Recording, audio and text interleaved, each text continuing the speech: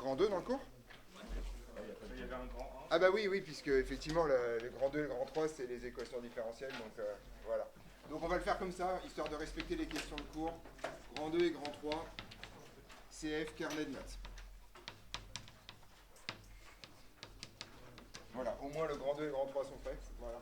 C'était les parties les plus rapides de l'année, puisqu'on les a faites la semaine dernière. Donc si vous avez regardé les questions de cours, le grand 2 c'est sur les équations différentielles d'ordre 1, le grand 3 c'est sur les équations différentielles d'ordre 2, donc c'est exactement ça, donc on l'a déjà fait. Et donc je vais faire un espèce de grand 4 et je vais appeler ça une petite remarque de transition. Comme c'est beau, on se fera dans du niveau roman.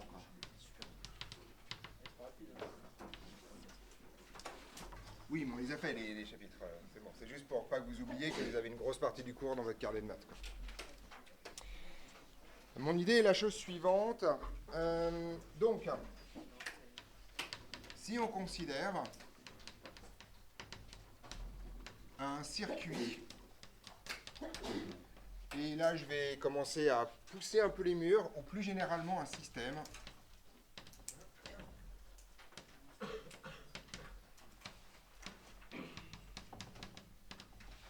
linéaire,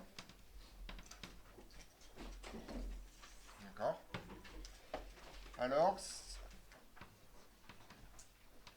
Alors ces grandeurs sont régies. Vous vous souvenez, hein, la conséquence, si on a un circuit linéaire, c'est-à-dire que toutes les grandeurs sont régies par quoi comme type de comportement? Par la même, donc par une déjà, c'est forcément la même, mais là par une équation différentielle linéaire. Alors d'ordre, on ne sait pas trop, d'accord, mais d'accord, dans cette histoire. Sont régies par une équation différentielle linéaire.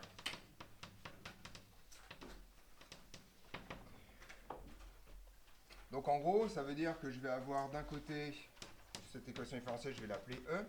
Je vais donc avoir d'un côté un truc qui est la somme des AK dérivés km de x par rapport au temps, de k égale 0 à n, d'accord? Donc ça c'est la forme générale des équations différentielles linéaires d'ordre n, voilà, on s'en fout un peu, coefficient constant par ailleurs.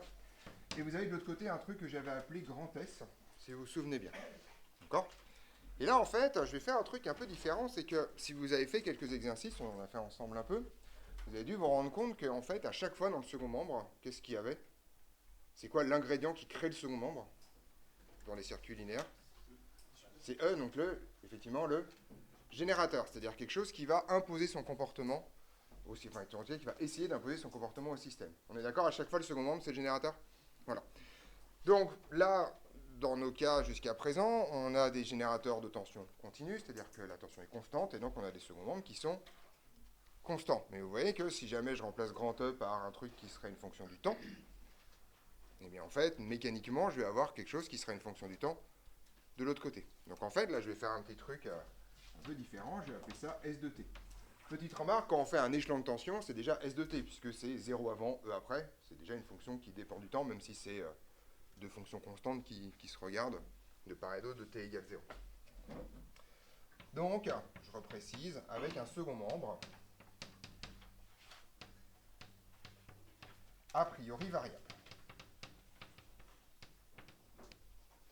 Vous reverrez ça en maths, mais si vous vous souvenez des démonstrations qu'on a faites, finalement, le fait que la solution complète de cette équation différentielle, ce soit la solution de l'équation différentielle associée à un second membre nul plus une solution particulière, marche de toute façon, puisqu'en fait, prenez une solution particulière, vous mettez les autres et vous allez avoir en fait un truc qui va être une solution variable plus 0 à chaque fois. On est d'accord? Donc en fait, vos solutions particulières sont 0.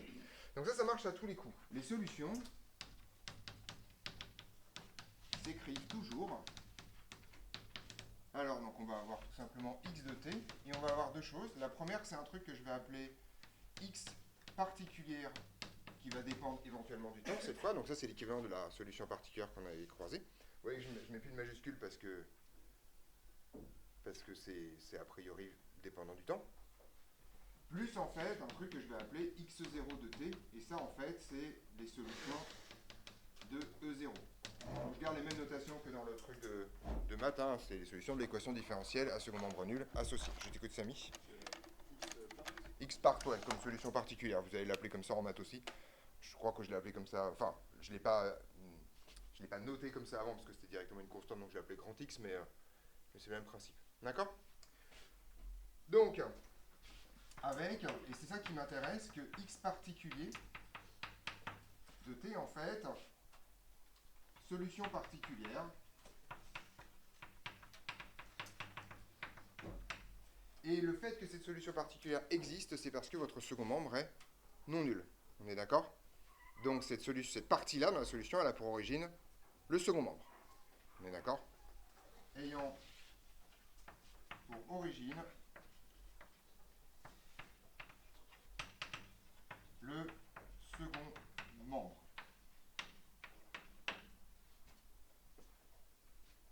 Ok? Jusque-là, j'ai pas dit grand-chose. J'ai juste un peu généralisé le fait que on va avoir un truc qui dépend du temps, alors que jusqu'à présent, on avait croisé des constantes parce que le second membre était constant. Mais c'est la même structure. Sauf qu'il y a un truc. Qu'est-ce qu'on peut dire du comportement de ce truc-là quand t tend vers plus l'infini? Quoi qu'il arrive. Ouais. Non, je parle juste de ça. Juste ce bout-là.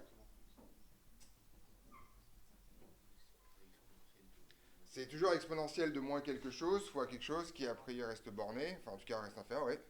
Ça tend vers 0. Et ça c'est vrai, quoi qu'il arrive, on en a déjà parlé, c'est la condition de stabilité des équations différentielles. Et ça c'est un truc assez fort en physique, c'est que de toute façon, le comportement de ça, c'est soit ça tend vers plus l'infini, soit ça tend vers 0. Parce que c'est tout simplement une combinaison linéaire d'exponentielle de RI fois t. Et donc vous avez deux choix, soit tous les R sont négatifs, auquel cas ça tend vers 0, soit tous les R sont à partie réelle négative, donc qui tend vers 0, soit il y a un R qui a une partie réelle positive, ok, ça tend vers plus l'infini. Exponentielle, c'est assez basique comme comportement, on est d'accord? Et donc en gros, en fait, comme en physique, les trucs ne peuvent pas tendre vers plus l'infini pour des questions énergétiques, en général, eh bien en fait, forcément, les équations différentielles qu'on va trouver tendent vers 0. D'accord? Donc ça, c'est très important. C'est vraiment un premier théorème très fort. C'est que en fait, on a toujours que la limite, quand t tend vers plus l'infini, de x0 de t est égale à 0. Et en fait, ce qui est extrêmement intéressant, c'est donc qu'au bout d'un temps qui est en fait le temps caractéristique, d'accord, enfin plutôt que le temps du régime transitoire, la durée du régime transitoire, on va pouvoir en fait assimiler ça à ça. Autrement dit, on va pouvoir décrire x non plus comme la somme de deux termes, mais tout simplement comme la solution particulière. D'accord? Et ça, c'est la définition même du régime transitoire. Je rappelle, en fait, le régime transitoire, c'est le passage entre un truc et un autre truc. Et en fait, à un moment donné, à la fin, alors, petite remarque, mathématiquement, il n'y a pas de fin. En exponentiel, c'est jamais nul. Mais comme nous, on manipule des modèles, on dit qu'à un moment donné, on va pouvoir changer de modèle parce qu'on voit bien que ça, plus un exponentiel rigoureusement petit, décrit exactement la même chose que de traîner ce truc-là. Oui. C'est toutes les solutions des équations différentielles. On a déjà parlé dans le truc. Stabilité des équations différentielles. C'est quoi la forme générale de la solution d'une équation différentielle? Non, ça c'est ordre 1. Général, c'est écrit dans ton truc. Hein. C'est toujours une combinaison linéaire de l'exponentielle des RIT ou RIC, les racines du polynôme caractéristique. D'accord? Donc on l'a vu dans le cas du premier ordre, exponentielle RT, mais à la fin du premier ordre, j'ai dit en fait, en général, c'est la somme des exponentielles des machins, donc on l'appelle dans le deuxième ordre, et ça se travaille tout le temps. Donc comme c'est des exponentielles, c'est simple, soit tend vers 0, soit tend vers plus l'infini. En physique, tu ne peux pas tendre vers plus l'infini parce que la majorité des grandeurs sont reliées à une énergie quelconque quelque part. D'accord? Donc tu n'as pas de choix. Si c'est soit 0, soit l'infini et que c'est pas l'infini, bah c'est 0. D'accord? Il y a un cas qui est le cas de l'oscillateur harmonique où justement ça, il n'y a pas de limite, mais sinon dans les autres cas ça va marcher. Donc on a ça. Autrement dit, et ça c'est le premier théorème, après le régime transitoire,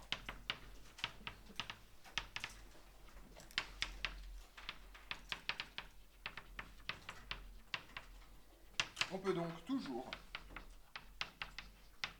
décrire x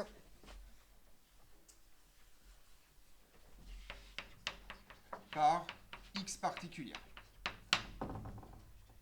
Autrement dit, au bout d'un certain temps, peut-être que vous pouvez attendre longtemps, ce n'est pas la question, mais au bout d'un certain temps, vous pourrez toujours décrire x par... Vous pouvez assimiler x à x particulière. Alors, vous allez voir, mathématiquement, c'est absolument pas vrai que x0 est négligeable devant x particulier, surtout si x particulier a tendance à s'annuler de temps en temps, mais c'est juste qu'on change de modèle, d'accord? On bascule, et on dit, bah, en fait, finalement, le comportement ressemblera fortement à celui de x particulier. Ouais. ça, la fonction elle dit d'où elle part. Exactement. Donc on va avoir plusieurs conséquences, d'accord, qui sont fondamentales. La première, c'est que, effectivement, vous voyez que les conditions initiales ne servent qu'à déterminer des constantes qui sont dans x0. La solution particulière, elle, n'a rien à voir avec les conditions initiales. Donc, à la fin du régime transitoire, le système a oublié les conditions initiales. Son comportement est purement donc imposé par les générateurs ou les excitations extérieures. D'accord ? Ça, c'est un truc important. Après le régime transitoire,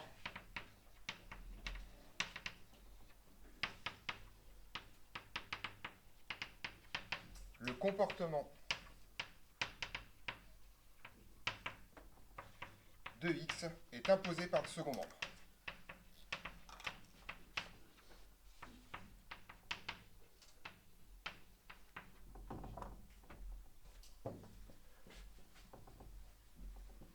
Alors ça porte un nom en physique, ça s'appelle le régime forcé. C'est-à-dire que vous forcez, vous voyez le système spontanément, s'il n'y a pas de second membre, enfin de second membre nul, il va se comporter comme ça. Ça c'est son régime tranquille, tout seul si on le fait pas chier. Mais si on met un second membre, c'est-à-dire un générateur, un truc, un machin qu'on le secoue dans tous les sens, il va finir par se comporter comme le générateur. D'accord ? Et donc on va le forcer à adopter un comportement qui est celui du générateur. D'accord ? Donc ça, on parle de régime forcé.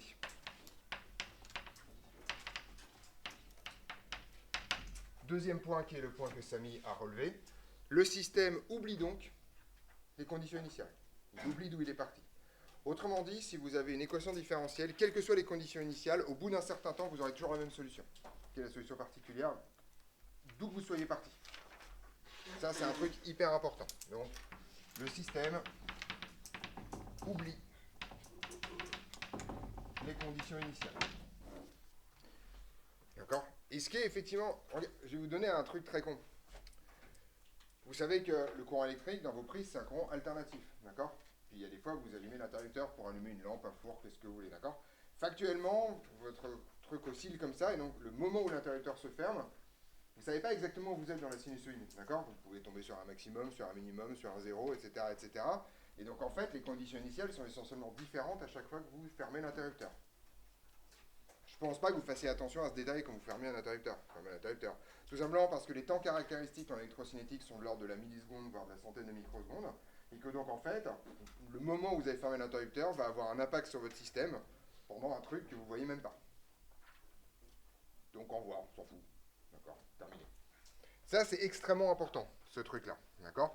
Par exemple, et vous le dites dans le vocabulaire, vous dites la lampe est allumée. Vous ne vous dites pas, tiens, la lampe est allumée depuis 4 heures ou elle est allumée depuis 3 minutes, elle est allumée.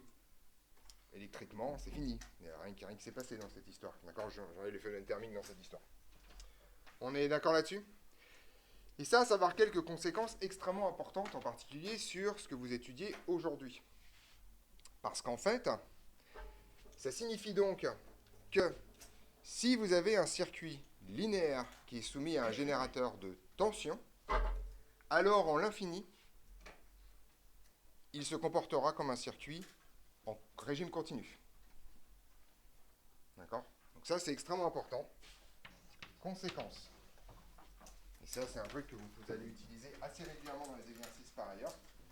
Si vous avez déjà fait les exos de la planche, vous avez dû croiser ça. Trouver le comportement à l'infini des grandeurs. Vous avez croisé ça à un moment donné ou à un autre. Voilà. Donc, vous aurez pu le deviner vous-même. Mais maintenant, ce sera mieux. D'accord ? Donc, voilà le théorème. Tout circuit électrique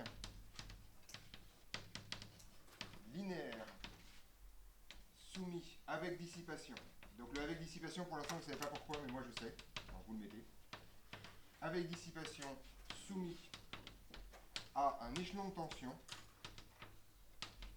Donc théoriquement, si vous avez appris votre cours, vous savez que c'est exactement ce dont on parle depuis la semaine dernière. On est d'accord ? Voilà. Soumis à un échelon de tension fini par se comporter en régime continu. Autrement dit, les bobines vont se comporter comme des fils et des condensateurs comme des interrupteurs ouverts. D'accord ? D'où le fait que vous pouvez prendre un circuit et dire en l'infini il va se comporter comme ça. Vous faites un copier-coller de votre circuit. Vous remplacez le bobine par des fils, les condensateurs par des interrupteurs ouverts, et vous avez un circuit en général plutôt simple qui vous permet de trouver les différentes grandeurs. D'accord? Donc ça, c'est le premier théorème. Et maintenant, on va essayer de dézoomer un peu.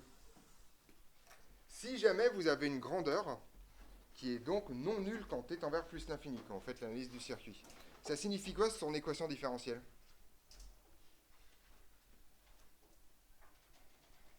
Ouais. Que le second membre est non nul. Tout simplement parce que si le second membre était nul, il n'y aurait que la contribution de x0 dans la solution qui tend vers 0 quand t tend vers plus l'infini. Et d'ailleurs, c'est même une équivalence. Si jamais vous trouvez au contraire une grandeur qui est nulle, ça signifie que vous n'avez pas de solution particulière dans cette histoire. D'accord? Et donc le second membre est nul. Et ça, c'est un truc relativement pratique pour prévoir en fait ce qui va se passer sur les équations différentielles. Donc ça, c'est une conséquence. Si une grandeur... En fait, c'est même pas si, c'est une équivalence, donc j'y vais. Une grandeur x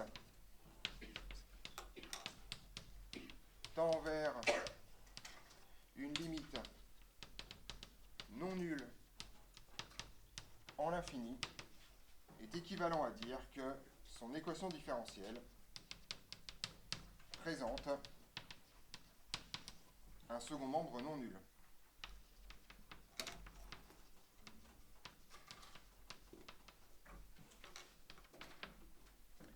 Et encore mieux, vous avez fait, est-ce que parmi vous, j'espère, il y en a certains qui ont déjà fait des exercices de régime transitoire. Vous avez touché votre planche déjà un peu. Vous allez donc toujours trouver des solutions en exponentielle moins machin, avec des sinus, des cosinus, des trucs d'ordre 1, enfin c'est pas très grave, plus une constante, on est d'accord? Et cette constante-là, c'est quoi? Vous l'avez trouvée comment? Allez, on dézoome là. Comment vous trouvez cette constante? Raté, c'est pas celle-là. Plus une constante. Elle vient d'où la plus constante là? C'est effectivement la solution particulière. Et vous remarquez que cette solution particulière, c'est exactement la limite de votre fonction quand est envers plus l'infini. Tout simplement parce que l'autre bout tend vers 0. On est d'accord? Et donc, sur l'équation différentielle présente un second membre non nul, et la solution particulière est tout simplement la limite de x quand t envers plus l'infini. Et la solution et la limite de x est la solution particulière.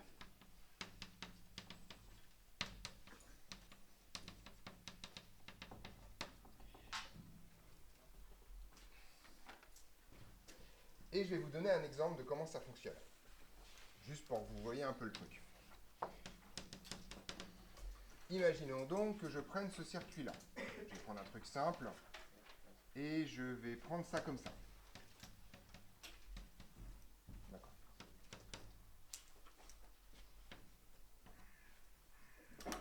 On est d'accord là-dessus? Circuit RC série avec l'intensité. On est d'accord? Oui. Non. Excusez-moi. Voilà. R ici, c'est ici. On est d'accord? Je sais parce qu'en fait c'est un circuit RC serré et que je le connais par cœur. Donc maintenant vous allez me donner... Alors déjà, on va faire un truc. Ce truc-là, quand t tend vers plus l'infini, c'est équivalent à quoi? Si vous avez compris? Ouais. Effectivement, le condensateur devient un interrupteur ouvert. L'interrupteur, bien sûr, je le ferme, hein, c'est pas la question. Et donc finalement, mon circuit quand t tend vers plus l'infini devient ça. On est d'accord là-dessus? Et donc ici, je vais avoir I infini, je vais avoir UC infini, et je vais avoir UR infini. Je note infini comme la limite de ces grandeurs-là. Alors, donc là, on peut trouver, ça vaut quoi I infini? 0, puisque vous avez un circuit ouvert, d'accord? On sait donc que UR infini vaut quoi? 0, puisque la résistance est traversée par aucune intensité. Et donc, on va en déduire que UC infini, c'est égal à quoi? À E, effectivement, par loi d'émail. En fait, le condensateur est chargé, et il va prendre la tension. On est d'accord? Pas compliqué. Et là, vous allez voir un truc. Donc, je sais que l'équation différentielle en I aura un second membre. Forcément. Nul. Que l'équation différentielle en UR aura un second membre. nul, et que l'équation différentielle en UC aura un second membre constant. D'accord? C'est écrit là, littéralement. Donc en gros, ça veut dire que si je veux, donc je sais par exemple que di sur dt plus i sur taux est égal à 0. Je peux déduire l'équation différentielle comme ça. Alors, bien sûr, je sais parce que c'est un circuit RC et que je sais qu'il est du premier ordre, d'accord? Mais factuellement, je sais que i va se comporter comme ça. Parce que c'est un circuit du premier ordre, donc ça va être cette forme-là, et ça va être 0 ici. Voilà. Donc on peut déduire, et surtout celle qui m'intéresse, c'est que d de uc sur dt plus uc sur taux va être égal à quoi par contre? Pas e. Attention, pour que la solution particulière soit e, il faut que ce soit e sur taux. Et là on a bien la solution particulière qui vaut e. Question déterminer taux, bon bah là taux CRC, parce que vous le connaissez par cœur, vu que c'est un circuit RC serré, il faut un certain temps pour vous faire savoir. D'accord? Mais voilà. Et donc vous voyez que là j'ai réussi à trouver les équations différentielles juste par les propriétés de leur solution. Ça marcherait très bien une équation. Enfin j'ai réussi à trouver les équations différentielles. En toute rigueur, j'ai pas l'expression de taux. D'accord? Mais vous vous rendez compte d'un truc hyper intéressant aussi. Si ce qui m'intéresse c'est le régime forcé, est-ce que j'en ai quelque chose à foutre de taux? Bah non. Vous voyez que taux n'intervient absolument pas là-dedans. La seule chose que va me raconter taux, c'est au bout de combien de temps je peux considérer que je suis en régime forcé. C'est tout. On observe cette petite remarque qui est à la fois un peu annexe, mais qui pour moi est extrêmement importante, et qui va en particulier fonder tout ce qu'on va faire quand on va faire le régime sinusoïdal forcé. Parce qu'on va justement virer tout le régime transitoire pour avoir que la solution particulière dans cette histoire. On est au clair là-dessus? Bien. J'arrête ici, et on change de chapitre. Où je fais un grand... Parce que dans votre planche d'exo, l'oscillateur harmonique est dedans ou pas? Dans votre planche, pas d'exo, de questions de code, l'oscillateur harmonique est dedans? Bon bah je reste dans le chapitre, alors je reste là et je continue alors. Okay. Comme ça, vous aurez un cours qui ressemblera au truc. Donc si je ne me trompe pas, dans vos questions de cours, il y a un grand 5, si j'ai bien fait le boulot, qui s'appelle le modèle de l'oscillateur harmonique. Grand 4. Ah oui, parce que ce truc-là s'appelle grand 4.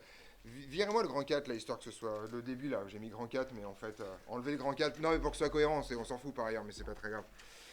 Mais voilà. Au moins, vous aurez un truc cohérent dans cette histoire. Donc voilà. Donc, vous pouvez l'appeler 3 bis, vous pouvez l'appeler complément, vous pouvez l'appeler étoile, vous pouvez l'appeler babar. Enfin, vous faites ce que vous voulez, mais vous verrez le grand 4, quoi. Voilà. Bien. Alors, l'oscillateur harmonique, je devrais le mettre dans votre carnet de maths.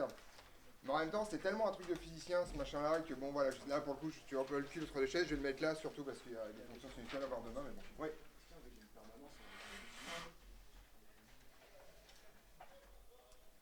Non. Enfin, oui, mais... Ouais, oui.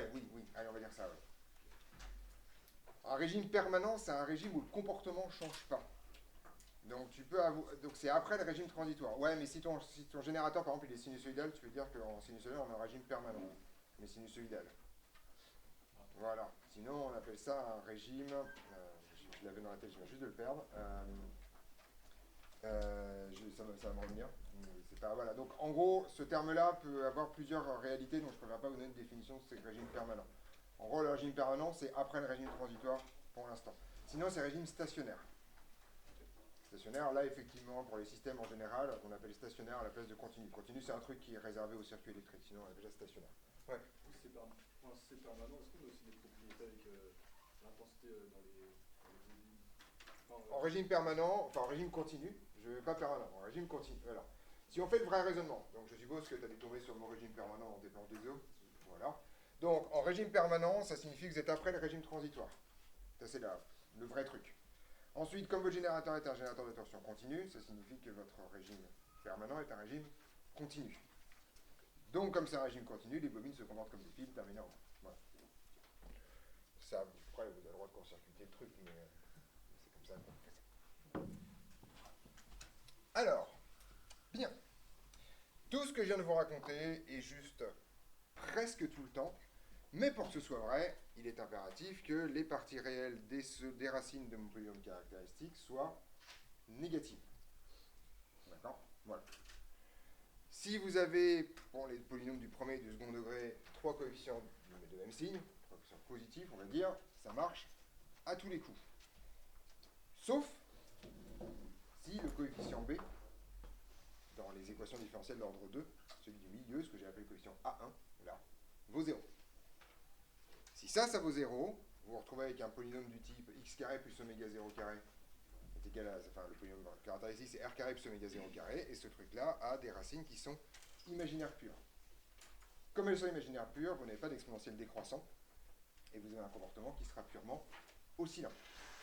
Ce truc-là porte un nom, s'appelle l'oscillateur harmonique. D'accord ? Et donc on est parti.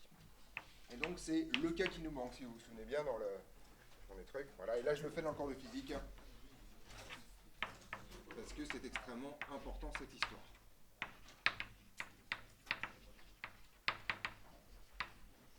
Modèle de l'oscillateur harmonique. Alors il y a des millions de façons de définir un oscillateur harmonique, je ne sais jamais trop... Voilà, ok, je vais le faire comme ça. Je crois que j'ai fini par un jour décider, je vais suivre mes questions de cours. Là,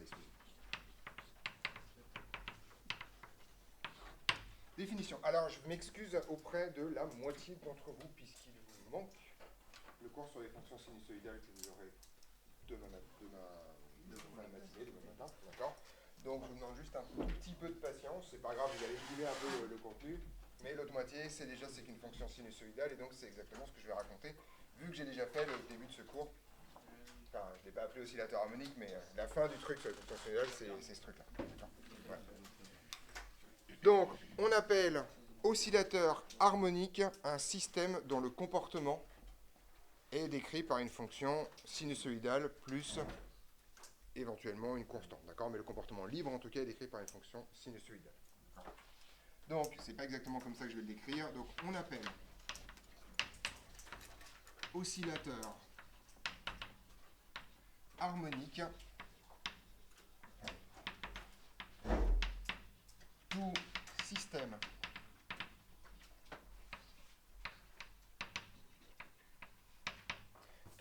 dont le comportement libre, parce que bien entendu, on peut faire des comportements forcés, dont le comportement libre est une oscillation sinusoïdale autour d'une valeur stationnaire.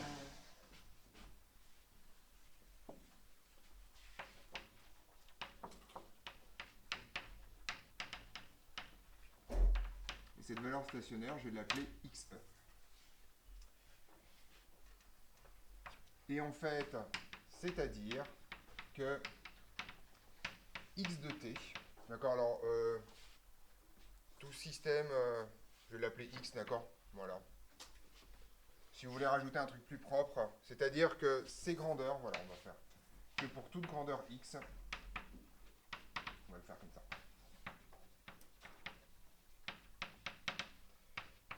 X de t s'écrit comme xe, la valeur stationnaire, plus une fonction sinusoïdale.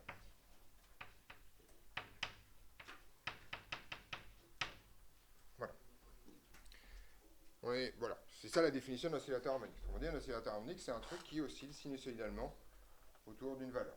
Donc, vous en connaissez plein des oscillateurs harmoniques, ou en tout cas des systèmes qui peuvent être décrits comme des oscillateurs harmoniques. Vous avez le système modèle, c'est le ressort. Vous avez remarqué à quel point les profs de physique ont une fascination pour les ressorts. Je passer votre vie à faire toujours un ressort qui se promène dans ces sens, on ne sait pas trop pourquoi, d'accord ? Je vais vous expliquer pourquoi dans 5 minutes, d'accord ? Parce que c'est le système modèle. Oui. Quand x m. D'accord ? C'est la notation pour l'amplitude de manière très générale. Je vais vous redonner les définitions, mais comme ça elles seront en double, mais c'est pas très très grave, ça vous fera le plus grand bien. Alors, donc on y va, je vais vous donner des définitions. Donc on y va. XE, comme j'ai dit juste au-dessus, c'est la valeur en régime stationnaire.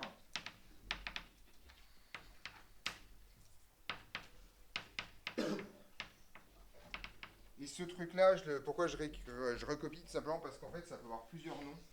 En électrocinétique, par exemple, on va appeler ça valeur en continu. D'accord ? C'est quand il y aura un régime continu. Et en mécanique, on appellera ça la position d'équilibre. c'est-à-dire la position pour laquelle le système ne bouge pas. Okay. Donc, c'est du régime continu en élec, et c'est équilibre en mécanique, par exemple. Voilà. Alors, petite remarque, à un paramétrage près que je mets sous le tapis, l'orbite des planètes autour du Soleil, c'est des oscillateurs harmoniques autour d'une valeur stationnaire qui est l'orbite circulaire. En gros, la Terre oscille autour de cette valeur-là. D'accord? Tranquillement mais sûrement. Et la valeur stationnaire, c'est le rayon du cercle au plus près. Voilà, ça s'appelle le cercle oscillateur, par exemple. XM porte un nom, ça s'appelle l'amplitude. Phi, ça s'appelle, vous vous souvenez, c'est ceux qui étaient avec moi la semaine dernière? Ouais. La phase, d'accord? Plus précisément la phase à l'origine. On appelle ça la phase. Ouais. Alors, ce qui est important dans cette histoire, c'est que ces deux trucs-là dépendent des conditions initiales. D'accord? Donc en gros, l'amplitude et la phase vont dépendre essentiellement de la claque que vous avez mis à votre oscillateur au départ. D'accord? Donc ça dépendent des conditions initiales. Voilà. Et oméga 0, vous connaissez déjà son nom. Ouais. Presque. Pulsation propre. C'est la pulsation propre. Parce qu'en fait, il y a plein de façons de voir un oscillateur harmonique, et en particulier, vous pouvez voir un oscillateur harmonique comme étant la limite d'un système du second ordre, lorsque le facteur de qualité tend vers plus l'infini. On va voir ça dans pas longtemps. Voilà la définition d'un oscillateur harmonique.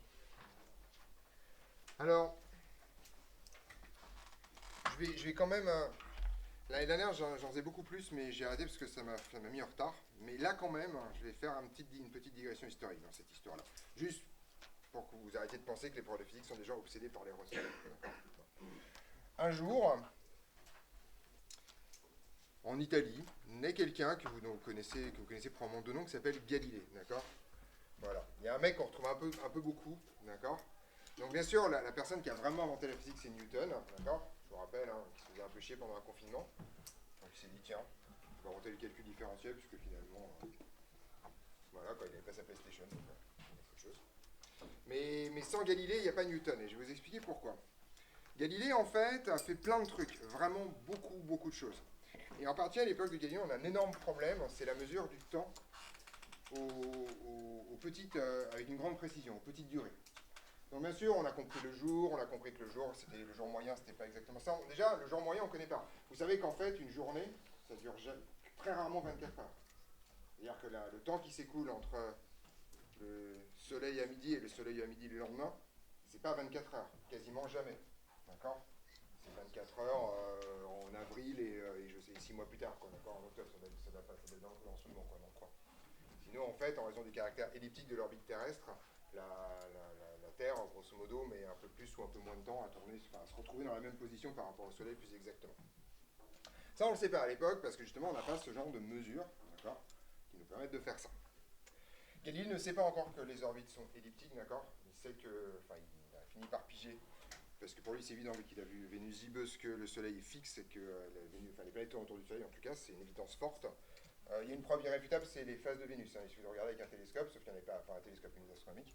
Sauf qu'il n'y en avait pas avant, Galilée, la première chose qu'il fait, il regarde les phases de Vénus, parce que tout le monde sait que c'est la preuve forte de ça. Donc, effectivement, la première chose qu'il fait, c'est ça. Voilà. Et donc, si vous avez des jumelles, n'importe quoi, vous les voyez, d'accord? Vénus, en ce moment, je ne vais pas regarder, mais elle est probablement gibbeuse, donc voilà. Enfin, Vénus était gibbeuse il y a un mois, donc ça se voit. Autrement dit, si, en fait, je vous explique quand même rapidos. Avant, on pensait que toutes les planètes tournaient autour de la Terre. Si vous avez compris, c'est que les phases de la Lune, c'est-à-dire simplement une histoire d'éclairement du Soleil, si les planètes tournent autour de la Terre, et bien Vénus ne peut jamais être gibbeuse. Autrement dit, Vénus ne peut jamais être éclairée par sa face de l'autre côté du Soleil. Simple comme raisonnement. Sauf que si vous regardez Vénus à l'œil nu, vous ne distinguez pas les phases. C'est trop brillant et vous voyez un truc un peu bizarre.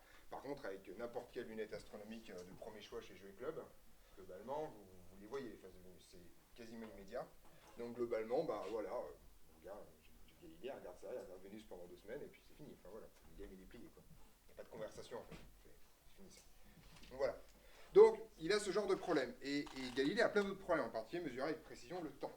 D'accord? Puisque, en fait, un des enjeux, il y en a plein d'autres, mais un des enjeux, c'est le test des modèles astronomiques, en particulier ceux qui sont sortis de Copernic, d'accord? Qui ne sont pas meilleurs par ailleurs, mais il y a quand même un certain nombre de choses à faire.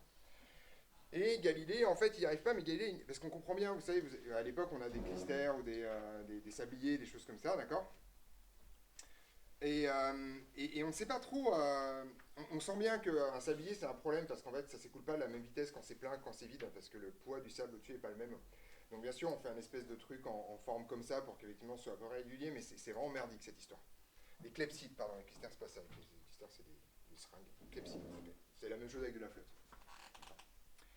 Et Galilée a une idée. Galilée se dit, mais en fait, c'est hyper con.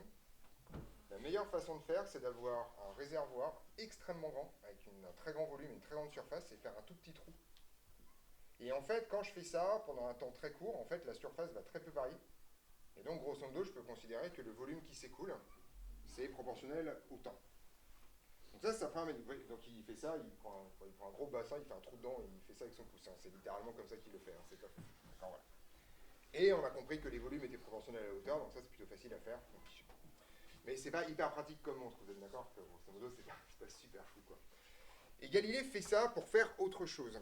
Il prend un pendule simple, d'accord, c'est-à-dire un pendule pesant, c'est-à-dire un pendule quoi, comme une pendule quoi, d'accord, un truc qui fait tic-tac, enfin qui oscille quoi. Et il essaie d'en déterminer la période. Et Galilée découvre un truc absolument incroyable qui est le début de toute la physique moderne, c'est que les oscillations d'un pendule, si les angles ne sont pas trop grands, ne dépendent pas de l'amplitude. Autrement dit, que votre pendule, s'il fait ça ou s'il fait ça, le temps d'un aller-retour, c'est le même quoi qu'il arrive.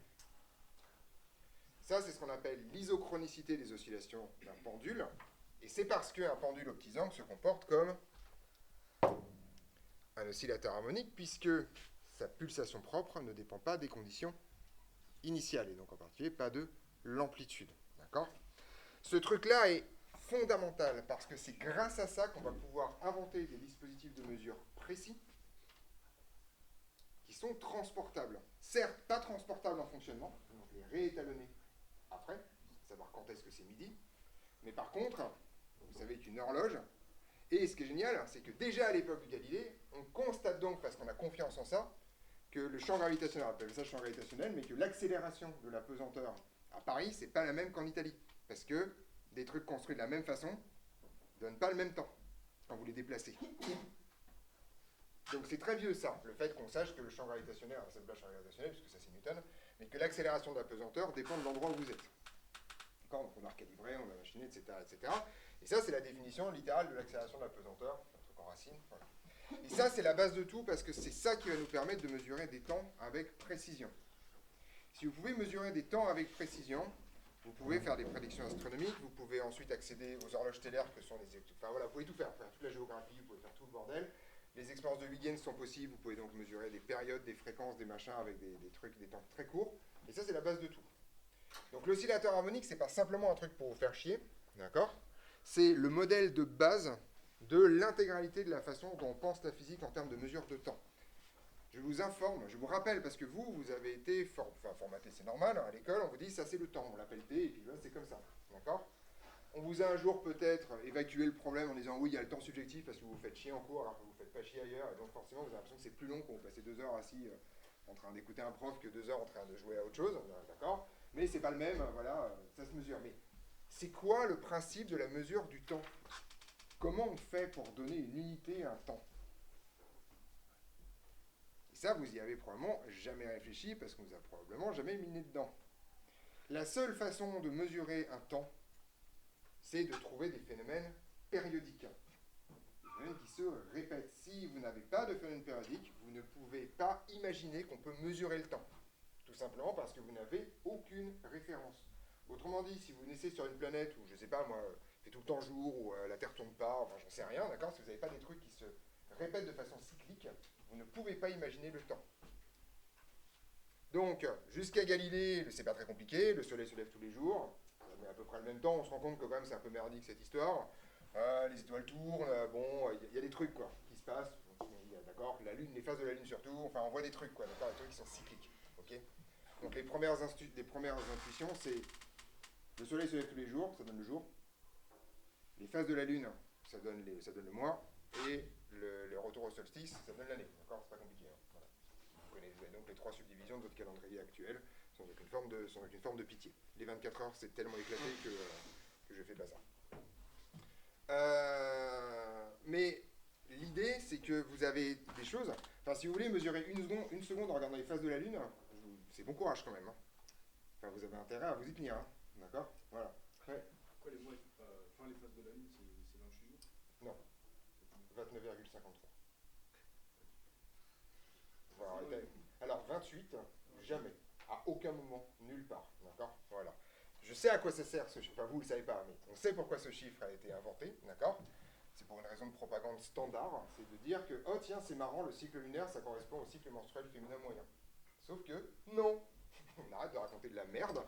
D'accord? Et donc, non. Les périodes lunaires, il y en a 2. Il y a 29,53 pour la période synodique et 27 et des patates pour tous les autres. 28, jamais. Voilà. Terminé, au revoir. Pourquoi les mois, c'est pas comme ça? Parce que les Romains, c'était pas vraiment les pingouins qui glissaient les plus loin. Parce que les Romains, ils avaient peur des nombres. Et parce que les Romains étaient superstitieux, si tu veux. Et alors, les superstitions sur les nombres, il y en a dans toutes les civilisations, tu vois. Par exemple, en Europe, on a un truc avec le nombre 13. Bon, on sait jamais trop si ça porte chance ou ça porte pas très chance, mais on a un truc avec le nombre 13. Voilà, on a un truc comme ça. Par exemple, on a un truc avec le nombre 12, par exemple, on aime bien ça. Voilà, les Japonais et les Chinois, ils ont un truc avec le nombre 4, tu vois, avec le nombre 9. Ils aiment pas trop, quoi, tu vois, voilà. Les Romains, eux, c'est avec le nombre pair. Alors, moi je dis rien, mais disons qu'avoir la trouille de la moitié des nombres, c'est quand même beaucoup, quoi. C'est un peu chaud quand même, d'accord? Donc les Romains, ils ont tout fait pour... Alors déjà, ils ont récupéré des calendriers auxquels ils comprenaient que dalle, d'accord? Ça c'est la base, d'accord, ok. Enfin, moi je fais de l'histoire de l'astronomie, donc si tu veux, les calendriers, je connais par cœur. Globalement, je connais à peu près tous les calendriers du monde, sauf à exception que j'ai pas encore croisé. Mais il n'y a qu'une seule civilisation qui s'est vautrée sur le comptage du nombre de jours dans l'année, quand même. Hein. C'est les Romains, quoi. Je veux dire. Ils se sont gourés, mais tellement de fois, que tu te dis, mais sérieusement, les gens, à un moment donné, payer un mec pour faire un trait dans le sol tous les putains de jours, d'accord? Et puis vous allez voir que non, c'est pas 354, non. Ni 383, non, c'est pas ça. Faites des putains de traits dans le sol, s'il vous plaît, les gens, on va faire n'importe quoi. Donc ça, c'est les Romains, c'est pas les meilleurs. Voilà. Et donc les Romains, à un moment donné, ils ont essayé de faire un calendrier où il n'y avait que des nombres impairs, sauf pour le dernier mois, qui était le mois néfaste, qui était février. D'accord? Je te rappelle que c'est très récent que l'année commence en janvier, ça commence d'habitude en mars. Et bon, voilà, ils ont fait ce qu'ils pouvaient, et à un moment donné, de bricole en bricole, à un moment donné, t'as un mec un peu moins con que les autres, c'est Jules César qui a fait, bon, on va arrêter de passer pour tous les débiles, parce que même les Gaulois, ils ont un calendrier plus performant que le nôtre, d'accord? Donc, grosso modo, à un moment donné, César a dit, on va peut-être faire un truc qui marche avec les années, on va faire un truc simple pour qu'on se comprenne un peu. Donc, il a fini par harmoniser tout ça, mais l'origine de l'alternance des mois vient de cette histoire qu'ils avaient d'abord que des mois de 29 et de 31 jours. Ce qui, quand tu fais la moyenne, ne peut pas tomber sur 29,5. Sauf si tu mets plus de mois de 31 que de mois de 29, ce qui est d'ailleurs le cas dans notre calendrier actuel, sauf que 29, ça a glissé vers 30. Encore une fois, juste pour qu'ils arrêtent de passer pour des débiles dans tout le bassin méditerranéen, quoi. Globalement. Je veux dire, à un moment donné, quand même, voilà. Ça n'a pas vraiment arrangé parce que la première réforme julienne qui s'est passée comme ça, c'est tellement éclaté cette civilisation, quand même, faut le dire. Les mecs ont reçu le calendrier, ils ont fait, ah, il y a des années, donc c'est ça, ils ont les années bissextiles, où tu sais, tous les 4 ans, tu rajoutes un jour. Et les mecs ont fait, ah ouais, mais attendez, parce que comme maintenant, tous les 4 ans, c'était les élections, bon, en fait, c'est bien, avec le nouveau calendrier, les élections, elles sont reportées dans 4 ans. On dirait le gouvernement actuel, c'est mortel. Donc, ils ont fait n'importe quoi, et en fonction du calendrier électoral, chaque province romaine a adapté un calendrier différent. Voilà. Donc, il y a eu une deuxième réforme julienne, où César, qui manifestement a un sens de l'humour vachement limité, a dit maintenant, le calendrier, ça va être comme ça, partout. Et le premier qui fait autre chose, je l'envoie aux galères. Bon, là, tout de suite, bon, voilà. C'est devenu un peu plus calme. Mais c'était compliqué quand même, c'était lent. Donc voilà, donc l'origine de ça, c'est parce que malheureusement... Alors les Romains n'étaient pas très bons en astronomie, par contre ils étaient vachement bons en conquête militaire, donc... en conquête militaire, ils étaient vachement meilleurs, donc... voilà quoi. Donc bon, mais en sciences, mais c'est un truc marrant quand même. Quand tu fais une histoire des sciences, tu fais, ah oui d'abord il y a les Babyloniens, il y a un peu les Égyptiens, il y a les Grecs, il y a les Arabes, et tu fais, mais il n'y avait pas des gens là? Non. Mais là les mecs là quand même, voilà, les Romains c'est long quand même, c'est 600 ans, tu vois. Et tu les vois jamais, juste jamais. Mais à aucun moment. C'est ok. Les mecs ils se sont dit on fait de la science? Non mais il y a les Grecs pour ça, c'est bon. Ne m'emmerdez pas, ils font le job, ça fait 200 ans ils font le job, on continue. on va laisser faire leur truc. Jamais, il n'y a aucun, si en architecture, en législation, en constitutionnalisme, il y a plein de trucs, mais en sciences, ils en ont rien là. Je sais pas, c'est comme ça, si tu veux. Bon, voilà. Bon, revenons là-dessus. Donc ce truc-là est extrêmement important dans cette histoire, d'accord? Parce que c'est le premier moment dans l'histoire de l'humanité où vous êtes capable d'avoir une définition mécanique de la seconde et reproductive de la seconde. D'accord? Galilée réinvente la seconde en disant la seconde, c'est la période d'un pendule qui fait telle longueur dans tel endroit. Parce que ça dépend pas de la masse du pendule de surcroît. Ça dépend uniquement de sa forme, ou plus exactement, de sa longueur, plus exactement. Donc ça, en fait, c'est l'invention de la seconde. Or, quand même, en science, l'invention de la seconde, l'invention de la seconde. La seconde existe depuis les Babyloniens, c'est pas la question. Mais c'est l'invention de la mesure précise de la seconde. Et ça vous permet d'inventer la science, de manière très générale. Donc ce truc-là, historiquement, c'est quand même extrêmement important. Voilà, fin de la parenthèse, mais au moins, c'est pas uniquement pour vous faire chier. Donc ça, c'est la définition de l'oscillateur harmonique. Et on y va. Alors, on va donc faire la première propriété de l'oscillateur harmonique, qui est un peu plus loin, je sais pas, voilà, c'est ça. Alors, donc, définition autre. De manière générale, un système est dit isochrone si sa période d'oscillation est indépendante des conditions initiales. D'accord? C'est ça l'idée.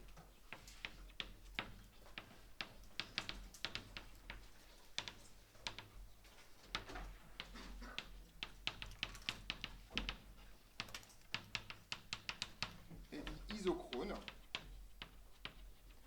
si et seulement si sa période d'oscillation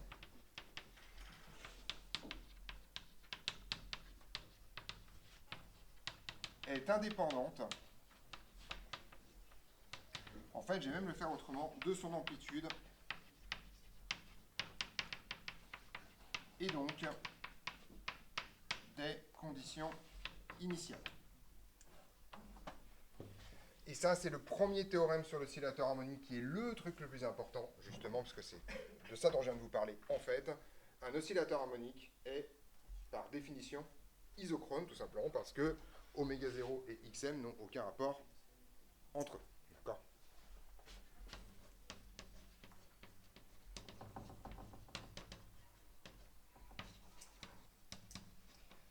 Harmonique est isochrone. Donc, petite remarque quand même, Samy, pour finir la conversation, si tu veux vraiment avoir le détail du merdier, tu tapes sur tu tapes calendrier romain sur Wikipédia, dans tout l'historique de... c'est fascinant. C'est fascinant. Tu es pas obligé de l'apprendre par cœur, tu lis rapidement le truc et tu vas voir que les gars... mais surtout, je veux dire, les Babyloniens ont déjà un calendrier avec le cycle de Méton, ils font un truc avec la lune, le soleil et tout, ils pichent tout, tu vois, et ça c'est 2000 ans avant quand même, enfin 1500 ans avant quand même. Et là les mecs, ils remontent l'eau chaude, comme des clowns, enfin voilà, c'est pas terrible. Bien. Et ben on est parti. Petit 2, si je ne me trompe pas. Équation différentielle associée.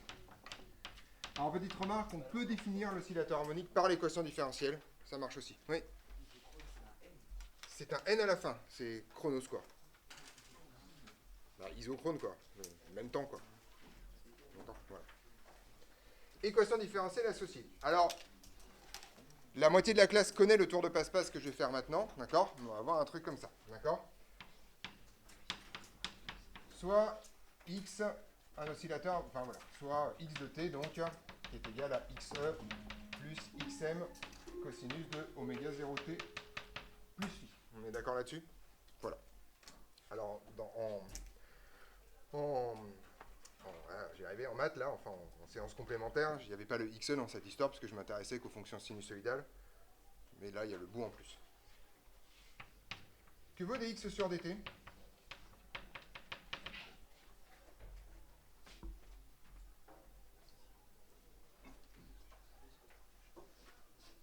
Oui, on dérive les gens là. Oui. Moins oméga 0 si... Ouais, il manque le xm, mais bon, oméga 0 xm, donc ouais.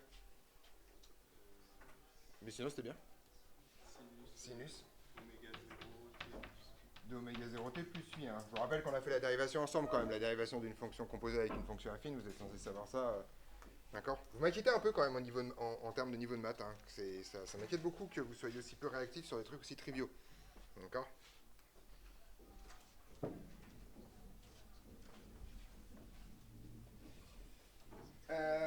Donc voilà la dérivée. Bon, celle-là, elle ne m'intéresse pas trop. Mais celle qui m'intéresse, c'est la dérivée seconde. Comment s'écrit la dérivée seconde? Donc, je redérive une deuxième fois. 2. Non. Ouais, Philippe. Moins oméga 0 carré, effectivement. XM, cosinus de oméga 0t plus phi. D'accord. Et là, vous voyez, mais ça vous le savez déjà depuis longtemps, que quand vous dérivez des cosinus, vous allez avoir un sinus, puis vous retombez sur un cosinus, etc. etc. D'accord. Ça reboucle. Et ce qui m'intéresse, c'est tout ce truc-là, là, c'est quoi? Ouais. C'est x de t moins xe. C'est effectivement x de t moins xe. Donc c'est presque votre fonction d'origine, mais juste avec un petit décalage pour enlever la position d'équilibre. D'accord. Donc, pour un oscillateur harmonique,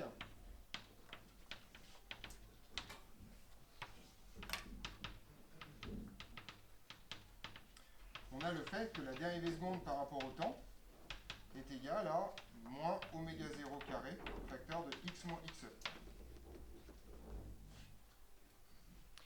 Si je réorganise ça,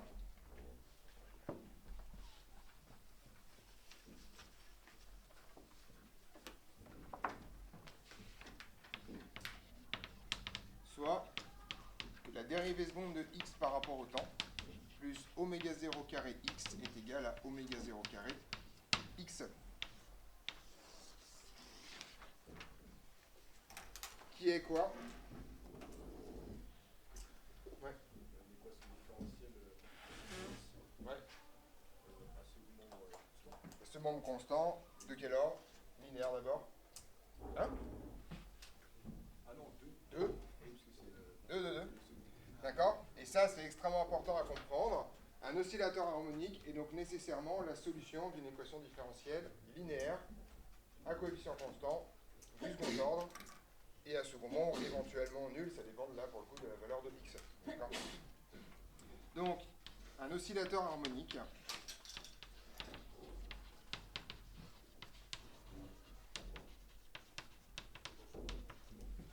est donc la solution. Et donc solution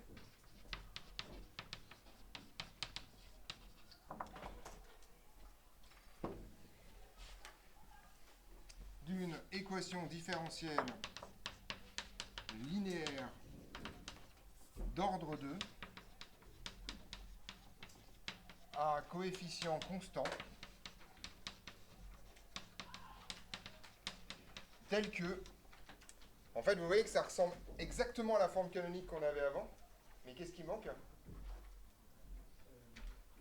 Il manque un bout, d'accord? Il manque le terme du premier ordre. Et pour faire disparaître ce terme-là, il faut quoi? C'est quoi le coefficient qui est devant? C'est oméga 0 sur Q. Alors vous ne pouvez pas prendre oméga 0 égale 0, parce que sinon ça saute. Donc il faut prendre que Q tend vers plus l'infini. Tel que Q tend vers plus l'infini. Petite remarque si vous êtes en SI, ou j'ai noté comment? Xi, c'est ça? Le coefficient d'amortissement? Xi, c'est ça. Ou Xi égale 0, si jamais vous pouvez pas être coefficient d'amortissement. Donc en gros, un oscillateur harmonique, c'est comme un système d'ordre 2 que vous connaissez déjà, mais vous faites tendre Q vers plus l'infini. Alors, on va essayer de voir si ça marche quand même, cette histoire, d'accord? Si grosso modo, on peut le retrouver avec la forme des solutions que vous connaissez déjà. Voir si ça tourne. Alors, en effet, c'est une autre façon de voir les choses. Alors déjà, si Q tend vers plus l'infini, ça veut dire que Q est comment par rapport à 1,5? Il est supérieur, d'accord? Donc on est dans quel régime? Pseudo-périodique, d'accord? En effet, si Q est plus grand que 1,5, on a que x de t, c'est égal à une solution particulière, plus, alors je vous écoute,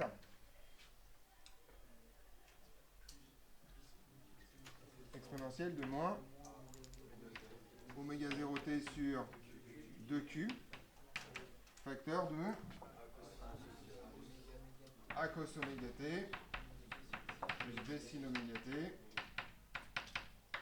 avec oméga qui vaut quoi?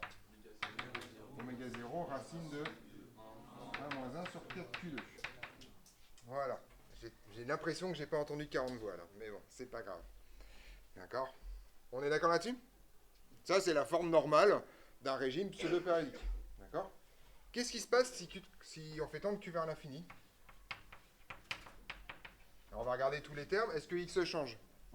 Pas de raison, hein, il bouge pas. D'accord? Ça bouge, tiens, le exponentiel. Vers quoi tend exponentielle de moins oméga 0t sur 2q? Ouais, ça tend vers 1, effectivement, puisque l'exposant tend vers 0. D'accord? Ça tend vers 1. À l'intérieur, a cos, machin, qu'est-ce qui va changer? Des choses qui changent là-dedans ou pas? Oui, parce que oméga, il y a q là-dedans. Et oméga tend vers quoi? Vers oméga 0. Et donc, vous pouvez voir un oscillateur harmonique comme la limite de ces solutions-là, quand q tend vers plus l'infini. D'accord? Ouais. Alors, presque, mais ça on l'a déjà vu ensemble, soit donc x de t est égal à xe plus a cos oméga 0t plus b sin oméga 0t. Donc là, c'est plus oméga, mais oméga 0. Et là, maintenant, vous comprenez enfin ce que ça veut dire la pulsation propre. La pulsation propre, c'est la pulsation qu'aurait votre système s'il n'y avait pas de frottement. Si Q était très grand. Voilà, c'est ça la pulsation propre. Voilà. C'est la plus grande pulsation que vous pouvez avoir. Je vous rappelle que oméga est plus petit que oméga 0, quoi qu'il arrive. D'accord? Donc c'est la plus grande pulsation que vous pouvez avoir, ou la petite période. On est d'accord là-dessus? Donc vous avez plein de façons de voir l'oscillateur harmonique. Moi j'aime bien la présenter sous sa forme, son comportement. Mais vous pouvez tout à fait dire que si vous êtes plus une optique un peu plus matheuse, vous pouvez dire c'est comme une équation différentielle du second ordre que je connais bien, sauf que je fais tendre q vers plus l'infini. Et je retombe sur mes pattes. C'est pas la meilleure approche, mais ça marche très très bien dans cette histoire. D'accord? On est au clair là-dessus? Donc maintenant, je vais faire quand même un résumé équation différentielle, parce qu'en général, c'est dans ce sens-là que ça va venir. Vous aurez une équodif, et vous êtes censé faire ça. Petite remarque, avant de continuer, je vous rappelle que tout ceci, là, on l'a déjà vu en cours, on l'a vu ensemble, alors, on l'a vu avec les fonctions sinusoïdales. Je vous en ai déjà parlé, ça. Donc pour la moitié d'entre vous, on a vu la semaine dernière que ça pouvait se mettre sous une forme xm cosinus oméga 0t plus phi. Vous vous souvenez de ça ou pas? Fonction sinusoïdale. Qui était avec moi? J'ai l'impression qu'il n'y avait que 2 personnes qui étaient avec moi la semaine dernière. Oui. On l'a vu. Mais on l'a vu que là. Je vous en ai parlé en cours. Voilà, donc pour l'autre moitié, je vous demande un peu de... Je vous demande 24 heures de patience. D'accord? Et ça, en fait, se met sous la forme xm cosinus de oméga 0t plus phi. On verra ça demain, d'accord? Pour la moitié d'entre vous. Alors, gros résumé, et alors là, pour le coup, bon, ok, il faudra que j'arrête de le dire, parce que ça doit devenir un truc complètement automatique, d'accord? Donc on est parti. Et petite remarque, xe, c'est quoi? Ce sera la solution particulière, d'accord? Donc petite remarque, ça c'est le théorème général. Si x est soumis à une équation différentielle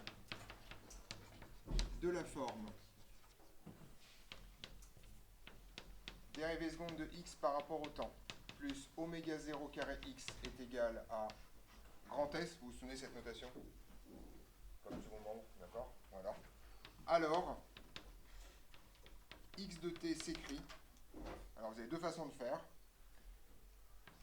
xe plus a cosinus oméga 0t plus b sin oméga 0t avec AB réel. D'accord. Et xe qui vaut quoi? Ça va quoi xe dans ce cas-là?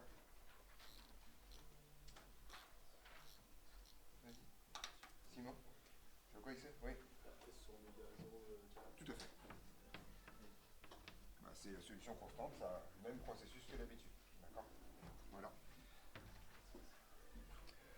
Ou si vous voulez l'écrire autrement, de façon plus compacte, ou x de t est égal à xe plus xm cosinus de oméga 0t plus phi.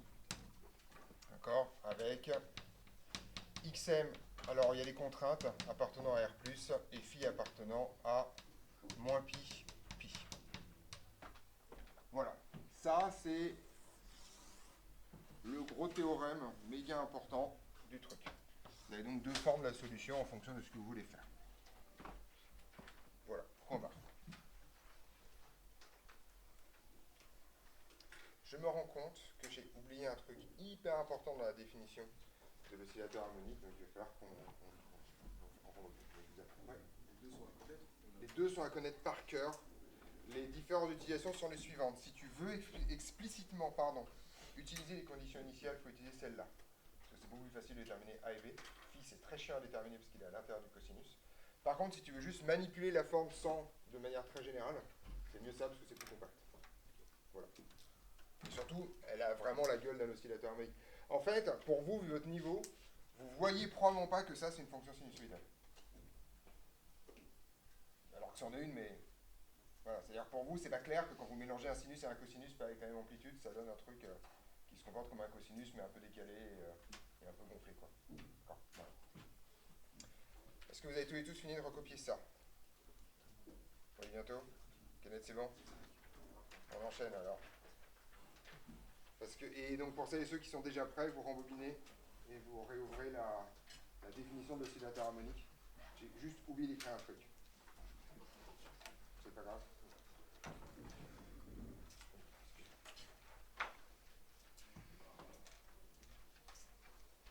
C'est extrêmement important. Voilà. Je vous attends. Partez un peu. Voilà. C'est bon, vous avez toutes et tous la définition de l'oscillateur harmonique sous les yeux. La seule chose qu'il faut que vous écriviez, c'est que j'ai écrit xm amplitude. J'ai écrit ça. Et vous marquez entre parenthèses après que xm est positif ou nul. C'est obligatoire, l'amplitude ne peut pas être négative. D'accord?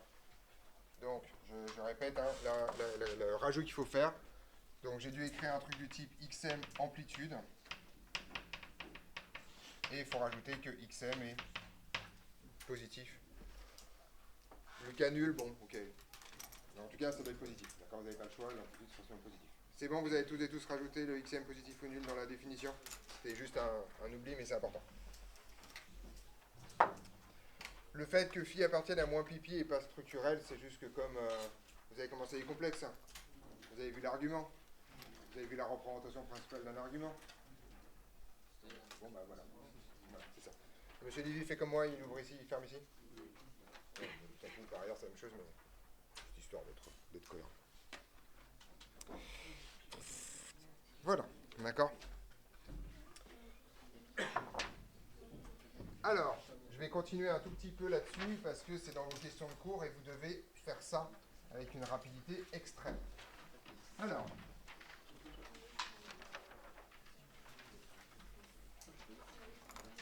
petite remarque.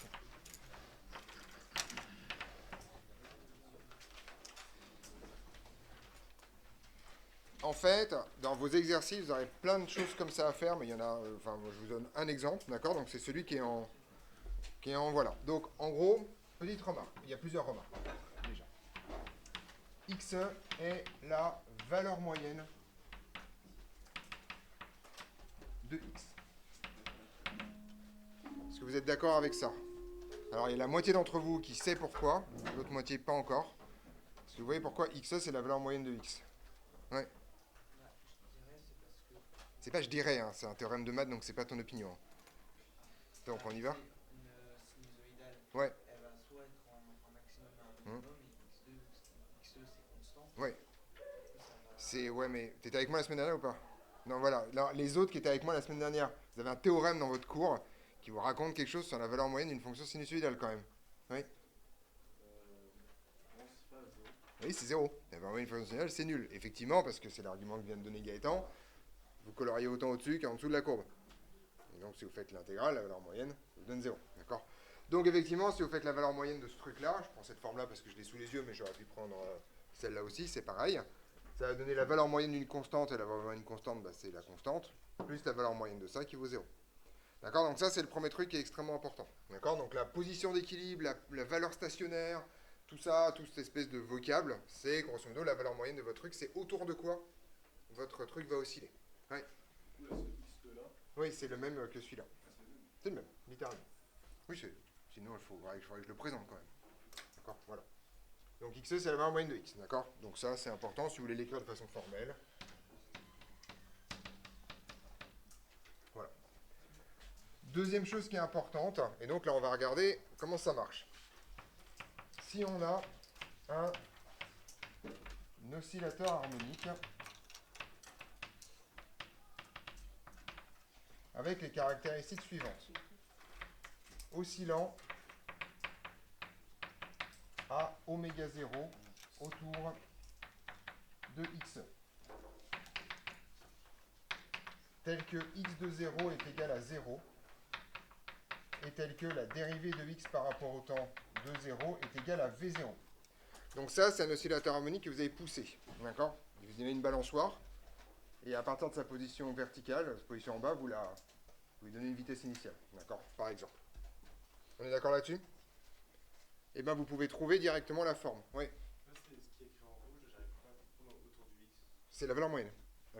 On l'a pas vu encore celle-là? C'est super inférieur. Mais peut-être que je l'ai vu qu'avec la moitié d'entre vous. Non, on a parlé de valeur moyenne à un moment donné en cours. Dans le TP, oui. La semaine dernière, mais c'était dans les fonctions sinusoïdales, non? Non? C'était aussi dans le cours? Ouais, dans le cours, j'ai le souvenir qu'on l'a fait ensemble. En TP, oui, mais voilà. Enfin bon, valeur moyenne. D'accord.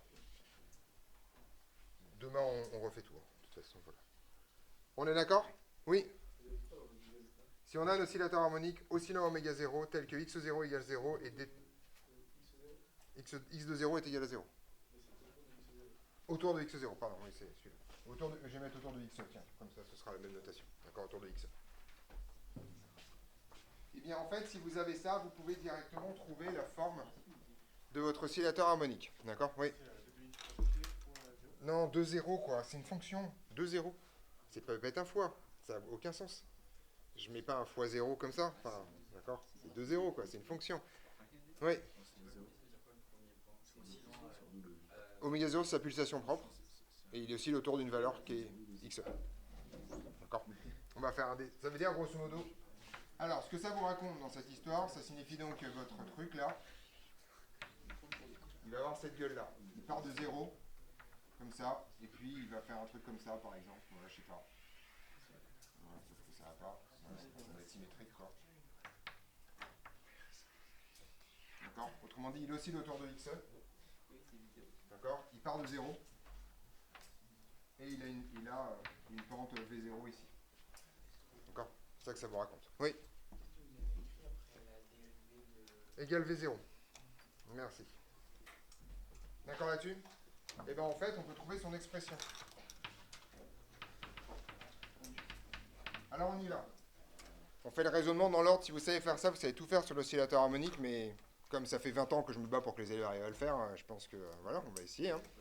Donc, puisque c'est un oscillateur harmonique, ça s'écrit sous quelle forme? Soit celle-là, soit celle-là. On va utiliser les conditions initiales. Donc celle-là est un peu mieux, d'accord? Mais c'est pas grave, on peut écrire que x de t, c'est donc xe plus... Alors, le xe, c'est bien autour de quoi? J'oscille. D'accord? Plus a cosinus de oméga 0t, parce que c'est ma pulsation d'oscillation. On est d'accord? Plus b sin oméga 0t. On est d'accord là-dessus? Donc en gros, le oméga 0 qui est là, il va venir ici et ici. D'accord? Donc vous le recopiez littéralement. Donc ce oméga 0, il peut venir d'une équation différentielle, il peut venir qu'on vous donne la pulsation et vous écrivez directement l'oscillateur harmonique. Et le xe, il va arroser ici. D'accord? Il vous donne sa valeur moyenne. Ça, c'est votre solution particulière si jamais vous venez d'une équation différentielle. Tout va bien? Comment je fais pour trouver A et B? Gaëtan? C'est quand x de 0 est égal. Voilà, on utilise les conditions initiales, quoi, d'accord? Voilà. Donc on y va, vous allez voir, et vous allez voir qu'il y a un truc. Vous avez déjà commencé à dériver, si vous avez fait des exos du second ordre, vous avez commencé à dériver les solutions des équations différentielles du second ordre. C'est un peu lourd quand même, d'accord? Alors, bien sûr, on peut aller vite, mais c'est quand même un peu lourd. Ici, vous allez voir que ça se passe très très bien. Donc, x de 0, c'est égal à quoi? Donc, ça vaut xe plus a, d'accord? On est d'accord là-dessus? x0, ça vaut xe plus a. Et donc, ça, c'est égal à 0. Donc, qu'est-ce qu'on peut dire? A est égal à moins x. Ça, c'est quelque chose que vous avez déjà dû croiser. Quand vous avez un Q qui est non infini, ça a exactement le même genre de calcul, ça se passe bien. Par contre, un truc qui est chiant avec les autres solutions, c'est quand vous dérivez. Parce que là, vous avez un truc énorme à cause de l'exponentielle. Mais là, l'exponentielle, il n'est plus là. Et ça vaut quoi des x sur dt? Ne serait-ce qu'en fonction du temps déjà. Vous avez ça? Ça vous donne moins a oméga 0 cosinus de, par cosinus justement, sinus plus b oméga 0 cos oméga 0t. Donc, qui vaut dx sur dt en 0. Vous voyez que là, il y a tout qui désingue, ouais. B oméga 0. Et donc, B égale donc V0 d'après mes conditions initiales. D'où B égale V0 sur oméga 0. Autrement dit, quand vous avez un oscillateur harmonique, c'est hyper simple de trouver A et B. Et en particulier, vous voyez que la détermination de A ne dépend pas de B, la détermination de B ne dépend pas de A. Contrairement à ce qui se passe quand vous avez des systèmes du second ordre où l'exponentielle vous mélange les termes. Ce qui est assez pénible dans cette histoire. On est d'accord là-dessus?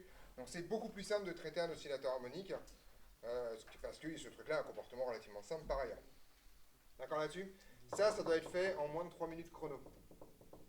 C'est même une de vos questions de cours. D'accord? Donc voilà. Ok. Oui? Là, sur la courbe, Hmm. en 0, la pente elle est de oméga 0. De V0. Ah, V0. V0. Bah c'est la dérivée quoi. Non, non, oui, c'est pour ça. C'est la dérivée. Ah oui, non, c'est pas un oméga 0, c'est un V0. D'accord là-dessus? Donc, pour aujourd'hui, je m'arrête sur le cours. On fera l'intégrale première demain, parce que c'est un truc important. Et je vous mets à faire des exos dans tous les sens. Votre objectif, c'est de finir la planche d'exos sur régime transitoire d'ici la fin de la semaine. Pas tout court. Pas de la semaine prochaine.